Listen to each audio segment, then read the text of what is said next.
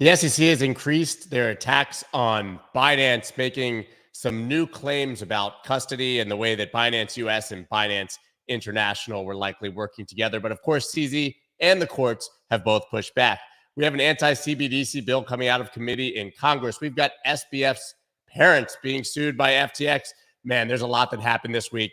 Luckily, you've got myself and Nathaniel Whittemore to review the top 5 stories of the week. Here's your Friday 5. Let's go. Let's go.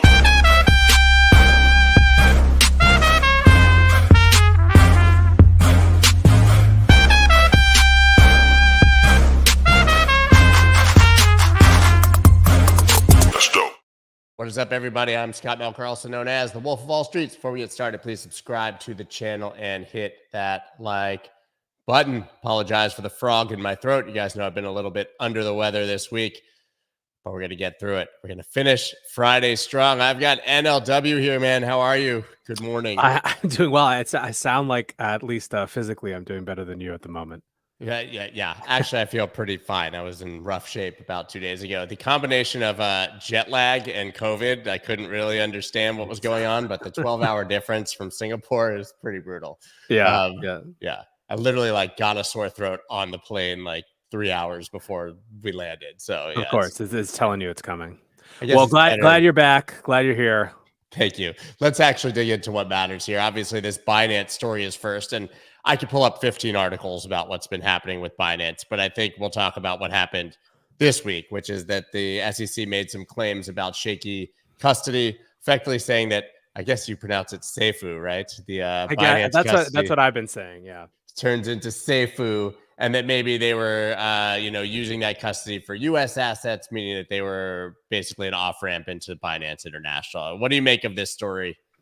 So when it comes to understanding where things are with Binance and the SEC, everything is sort of just part and parcel of the biggest question that they're trying to determine, which is how much control of Binance US did Binance International actually have. That's what the SEC is basically saying, that there's actually no differentiation in practice. And that's the sort of core, that's the crux of their case. The part that we were discussing this week is around this company, Seifu, CEFFU, for those who have seen it but not heard it. And the question is that actually a Binance company, which the SEC basically claims that it is? Is it, and if so, does Binance US custodying its assets with Seifu effectively mean that there's no barrier between those two? Now, the part that we were dealing with this week is actually kind of procedural, because it relates to an agreement that the SEC and Binance made as part of this, that Binance International would have no access to Binance US funds during the proceedings. Remember, a few weeks ago or a few months ago at this point, the SEC actually wanted to freeze all of Binance US's funds so that they couldn't flow out to Binance International. Basically that they didn't get that approved, but they had sort of the judge went back and said, find something more reasonable. And the more reasonable thing was Binance US, them agreeing to not have any interaction with Binance International. But the fact that they're still custodying with Seifu, that's a potential complication. Now, if this feels like a lot of nuance, it's relatively immaterial, probably in the long run, for how the case resolves. It matters in terms of how much leverage in the short term the SEC has to impose sort of more punitive things against Binance US. Basically, what the judge said was, I'm not prepared to compel, any more document creation, but Binance US, you gotta kind of, the judge basically slapped them both around a little bit and said, stop asking for, preemptive judgments, SEC, and Binance US, you got to do more than you've been doing. But all in all, it just kind of continues to be a weird stalemate. And, frankly, the market is doing the SEC's jobs for it, to the extent that they're concerned with funds flowing to international, because there aren't no funds left. I think they killed Binance US merely with some claims, whether right or wrong. That is not the democratic way, in my opinion. I mean, as you said, you got the judge asked Binance US and SEC to simmer down and dispute over documents. Perfect. Judge is literally I mean, you guys need to chill. Basically, this is too much. But I mean, to wrap a bow on this, I think it's just, this is not going anywhere. the SEC is going to continue to push against Binance, but it might take quite a while for them to sort this out. And then, of course, we will wait and see if there's any criminal, DOJ activity coming. But for now, I think this is just a continuation of the story that we've been telling for weeks here. 100%. Yeah. Next, U.S. CBDC efforts opposed in legislation advanced by House Republicans. The House Financial Services Committee approved a bill meant to prevent a U.S. central bank digital currency. Now, we've seen this taken up by a few states. A few governors have sort of used it as a talking point to say there'll never be a CBDC in the United States. Now, coming out of committee, now listen, this is the same group of Republicans, the Tom Emmers, the Patrick McHenrys, the Warren Davidsons that continue to push forward crypto-friendly legislation. But this one basically saying we will never have a CBDC in the United States. Yeah. So this is interesting. I think that I think a lot of people are surprised that this has become sort of a meaningful issue to Republicans heading into the presidential election season, but it certainly has. And I think that it's starting to actually make more sense if you watch the way that the discussions even of crypto and the crypto industry are evolving. So there was the Senate Oversight Committee hearing last week with Gary Gensler, and crypto really wasn't a big focus on it. What was clear is that Republicans have started to wrap crypto into a larger narrative, which is government expansion and sort of bureaucratic expansion. And they're sort of using crypto as exhibit A, right? Where what they are arguing is that the government under the Biden administration has tried to sort of expand its authority, outside of what Congress has allowed it to do. Look at the crypto industry as an example. Look at Gary Gensler as sort of the chief example. I think in some ways then, if you look at this sort of anti-CBDC legislation, in many ways, it is a preemptive strike against an expansion of government authority, in this case, the Federal Reserve. And it starts to make a lot more sense as part of that overarching picture of what they're trying to argue going into the next election season. Now, the good thing for people, regardless of where they find themselves in the sort of political spectrum, is that it is rising right to the surface, really important issues of surveillance, of power, of money questions. So it's kind of like the fact that these things are being marked up in committee, which is what happened this week, is probably a net positive thing, almost regardless of what side of the aisle you find yourself on, assuming that you are sort of against surveillance and, expanded authority over our lives. Yeah, but here's the part that got me, and this is the story in my mind. We all know Maxine Waters, of course. She, famously taking pictures with SBF, the head of these committees. This is what Maxine Waters had to say about this, because the irony of this is just bewildering to me.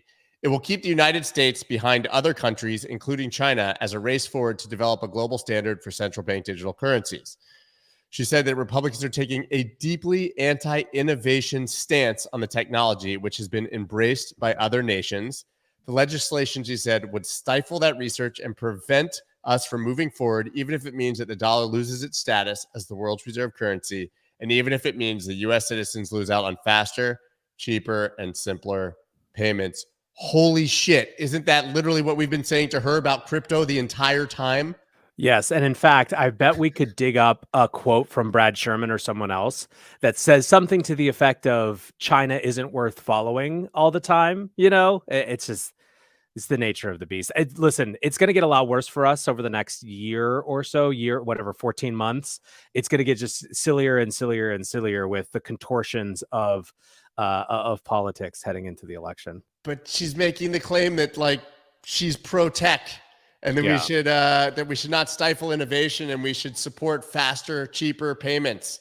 I mean, she literally just described crypto, but put it in the bundle of a CBDC instead. And obviously doesn't see the nuance. Yeah, I mean this is the reason that people are concerned about CBDCs, is that they feel like a co-optation of a lot of the things that are appealing about cryptos, but with sort of like the retained authority of the government and a mass expansion of power that comes with it, rather than a distribution or a dissolution of power that comes with sort of a non-governmental system like crypto.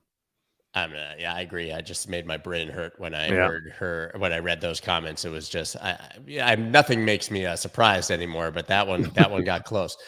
Now, the next story here we have is kind of interesting because we've had a narrative that there's no money coming into crypto, right? No new money, no new funds being raised. Everybody's having trouble fundraising. I can tell you that being in Singapore last week, I was able to outright anecdotally dispel that myth because the amount of money being spent in crypto in Asia is absolutely astounding. And I think they've taken all their budgets out of the US to spend there. But it's not just anecdotal anymore. We have a few announcements just this week. Crypto VC blockchain capital scores 580 million for two new funds. I mean, you can see their portfolio. It's literally everybody in crypto. We have Nomura's Laser Digital starting a Bitcoin adoption fund for institutional investors. Investment firm Reverie launches 20 million crypto venture firm. That's a drop in the bucket. And then finally, that Tether is making a massive bet on chips and moving into AI. But do you think that we're at the point of the cycle now where we can stop talking about there being no new money in crypto or no investment and that it's all dead? Well, the interesting nuance on this is that if you have talked, anyone who's talked to sort of institutional investors over the last however many months, there's been a slight different story, which is that things are a lot more quiet, but money hasn't vacated quite the way that it seemed like it might have from the outside, right? Certainly in certain, pockets of areas like NFTs being down 95% to the surprise of no one, like things like that I think are valid, but that gets wrapped up with an overarching idea that, all the money flowed out of the system. And that actually hasn't been true.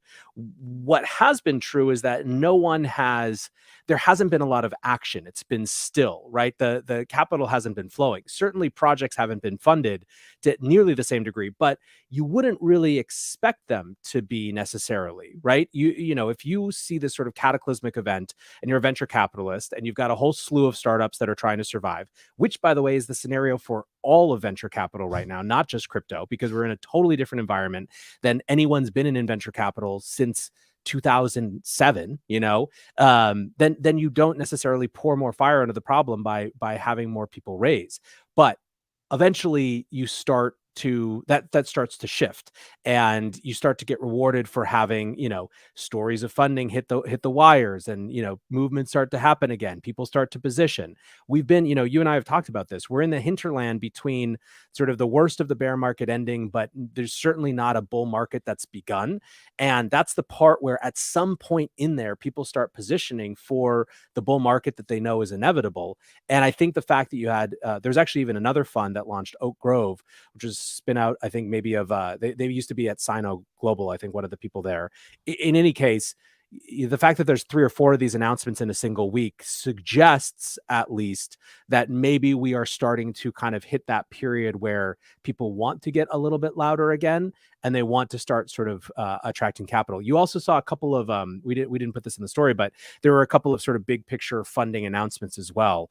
A company called Bastion raised $25 million, ex A16Z guys building Web3 infrastructure for brands. So you had a slew of announcements that felt more lively than we've seen for a while, all happening at once.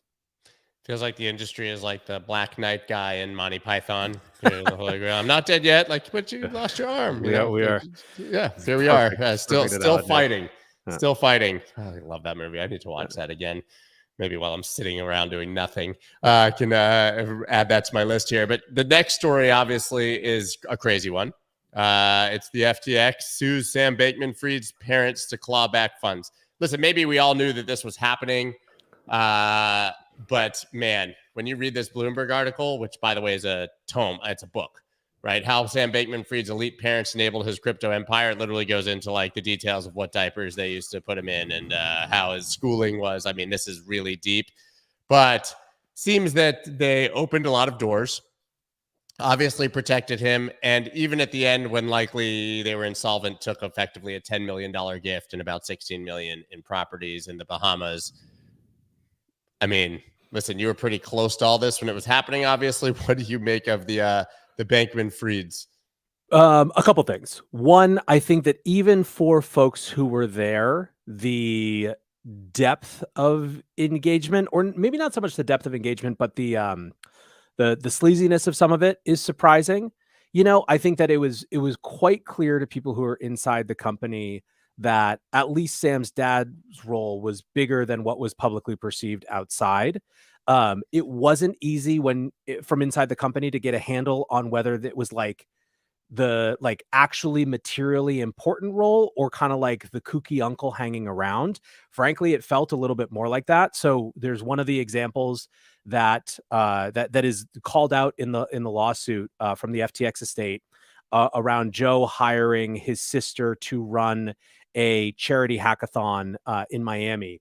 And this is the one time in my life, I'm the guy who like people get credit for in the group project because I do it all. This is the one time in my life that I was like, I'm not touching this project with a 10-foot pole. I will do anything to stay away from it. But my perception was, again, Joe being kind of like the kooky uncle that Sam had. I mean, it was his dad, but it had given him the ability to do whatever he wanted. It was clearly ridiculous that he hired his sister. She was a nightmare from the get-go. But again, these things, like there's a lot of things that looked like managerial incompetence and kind of whatever from the inside, that when it turns out they're exhibit 19 in a story that also involves Sam's dad setting up 100 shell companies, look a lot different, you know, after the fact. I mean, listen, I guess on the giving the benefit of the doubt, anyone with connections and power would help their child. Okay. I get that part, I guess, but it seems like his mother was certainly behind the massive slew of political donations, and a story just came out claiming that she told him to hide them. Yeah, I mean, listen, the smoking guns to me, which this will be litigated, so we can speculate all we want. It doesn't matter. It'll go through the courts. One is, it seems that Barbara was deeply involved in the plan to have donations put in, you know, come through loans and put in the names of other people, which is illegal. So like if that is proven true, if all those emails are true, that's just, you know, it is what it is. There's no kind of debating that. Secondly, it appears, and this sort of does, I think, reflect, you know, people's perceptions, at least somewhat internally, that Joe had a significant role in structuring the company, which we now know was structured in ways to explicitly obfuscate things, you know. But I mean, he talks about hiring, you know, picking who was going to be hired for the law firms and stuff. And I mean, listen, Sam's whole the thing that strikes me as weird going into this trial is that the indications that we have so far is that Sam's defense is going to largely rest on the idea that he got bad legal advice and that, you know, he was just doing what the lawyers told him to do. But his dad chose all the lawyers and set up the whole. So it's like, I don't know. It feels like there's going to be a weird tension there. Yeah, it feels like there's going to be a very weird tension there. I think the story that really got me was where his father was pushing for a higher salary, right? He was only getting 250,000 a year, wanted $1 million. And if the story is true, I mean, I just looped in his mom. Oh my God. He basically said, "Oh, you don't want to give me $1 million? Talk to your mom." And listen, you know, anybody who's dealt with I'm Jewish, I can say this, Jewish guilt from a Jewish mother. It's you know, pretty it can be pretty aggressive if they want to hit you and hit the right buttons. But I wonder what his relationship was like where his mom, where he maybe was thinking that would work. Yeah, that's wild. Anyways, we're gonna deal with a lot of this stuff. I think the other interesting sub story around SBF this week, he had tried to get out of jail in advance of the trial, but that was denied this week. So he's there until they get out. You know, to the extent that the prosecution's goal with having him in detention was to put pressure on him to not delay the trial endlessly, which, you know, my betting a few months ago before he was locked up was that they were going to delay this trial as much as they possibly could, right? Just try to get it out of the headlines, try to get it away from the worst of the crypto cycle. Things start going well again in crypto. There's a very different public perception, whereas right now it still feels like it's dead because of him. You know, like my guess had been that they would try to delay. Boy, as soon as he went to MDC, that changed. He was like, nope, let's do the trial. In fact, can we move it up? You know, can we do September? And they hit him with 2 million documents or something. Yeah. I mean, just absolutely astounding. The guy's in there with like a 14.4 dial-up internet trying to go through 2 million documents. Yeah. This guy's not going to win. It feels like it's, I mean, I don't know. We should check to see if there are prediction markets for whether he pleads out at the last minute. Cause it feels like, I don't know. I just don't know how he thinks. Like everyone has rolled on him. Like literally every single person. The only person that we don't know who would be in a position to roll on him is Trabuco. And Where is Trabuco? Well, the fact that there's nothing that has been happened to him suggests that he did roll and it just happened earlier than everyone else, Yeah, or he's maybe the world's greatest hider, but it doesn't even seem like they're trying to find him. So I don't know. maybe he got out earlier enough. But I mean, when you look at that sort of incestuous relationship between Alameda and FTX, there's no way that he was completely oblivious to it and had no part in it. But that's just conjecture. And then the final story, obviously, is FOMC and the Fed, right? I mean, obviously, this is Bitcoin price action as a result, but we basically saw Jerome Powell do the expected. 99% predictive markets had it at no rate hike for September, but he was relatively hawkish in his tone and gave the message that we would likely be higher for longer, which I think everyone is expecting.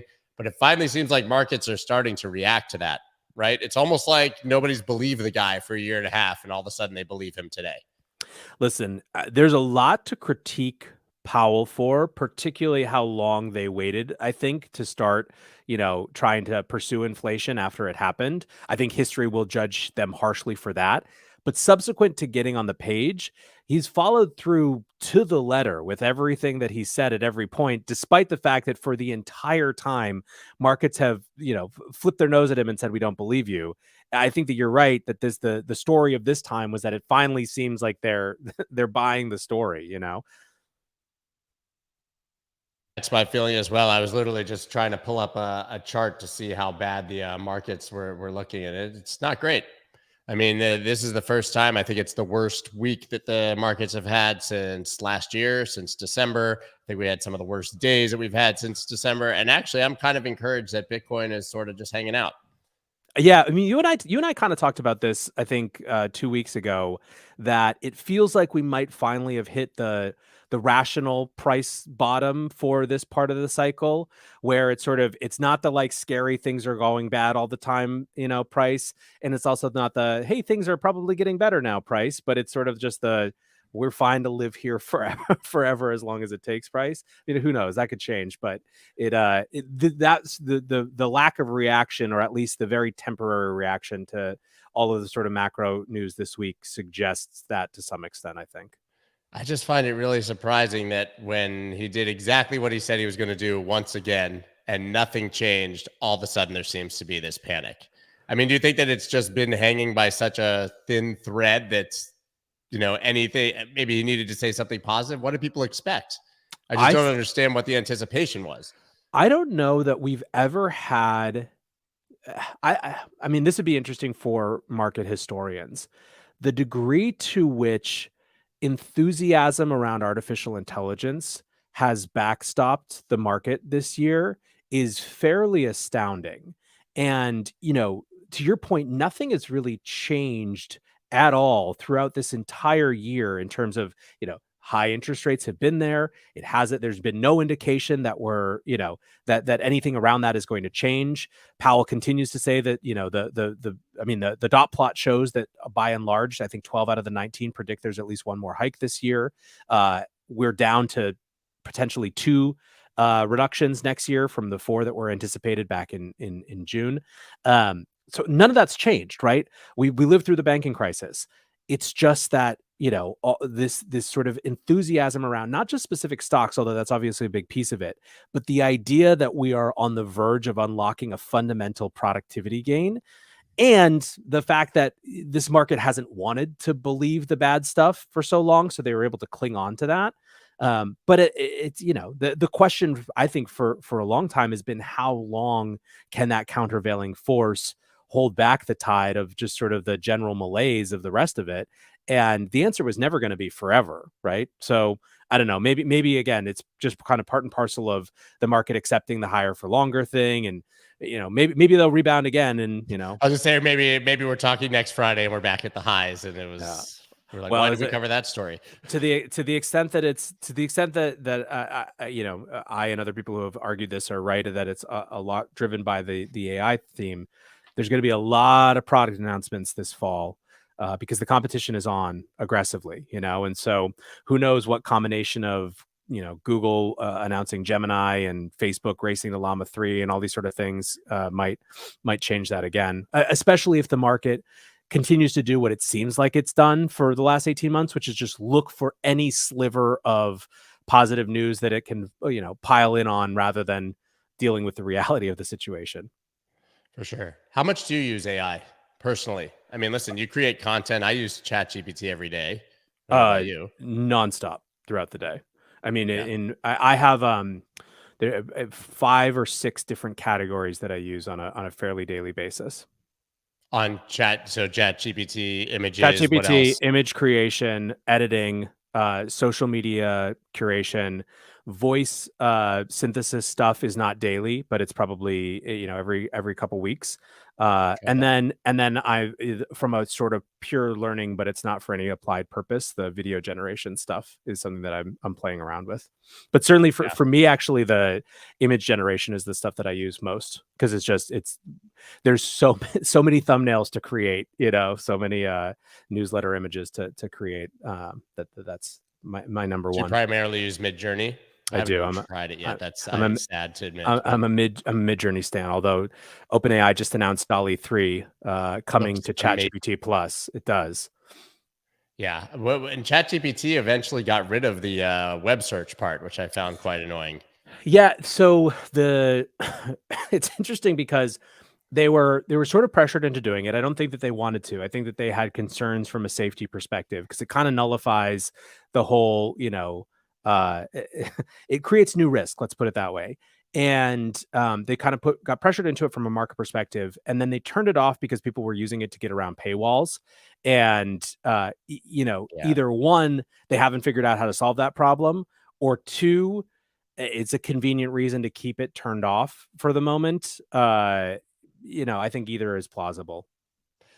All right, man. I love it. We knocked that out in 30 minutes. I think this was a 30-minute week. There's Yeah. a lot of stuff, but still very, very in between, very liminal, right? Is Binance continuing to, be in this fight, continuing to recede from the US, continuing to, figure out where it's going to land globally? It's, the beginnings, the embers of capital, kind of showing its head again in the space. It's all these sort of things that are, it's not big, like pounding news. It's stuff that's going to show up and be relevant in a few weeks, few months. I'm glad it doesn't means we don't need to talk it all to death and we can cover it rather quickly. Guys, everybody follow NLW. You can check this out obviously on his audio and YouTube channel as well. And I will once again every single week tell you just listen to the breakdown every day and you won't have to listen to anything else. Thank you so much, man. Appreciate it as usual. See you next Friday. Cheers, guys.